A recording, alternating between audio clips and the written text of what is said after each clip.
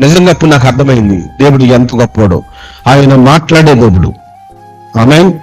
ఆయన మేఘముగా మన మధ్యన ప్రత్యక్షమయ్యాడు అని అంటే మన వెనకున్న శత్రువు ఉండవు, రథములు ఉండవు, గుర్రములు ఉండవు, అన్నిటికీ మంగళం పాడే దేవుడు మనం ఆరాధిస్తున్న దేవుడు.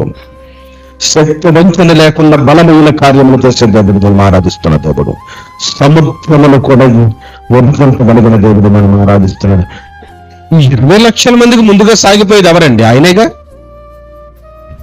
ఆయన సాగిపోతున్నాడు, సముద్రం పాయలైపోతుంది.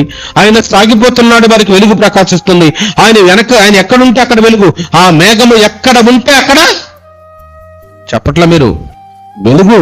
ఈ మేఘము వీరికి వెలుగునిచ్చింది, ఇశ్రాయేలీయుల ప్రజలకు చీకటి.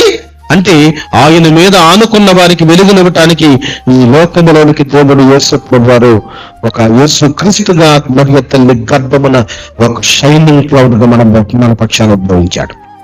ఆయన మహిమ మేఘం.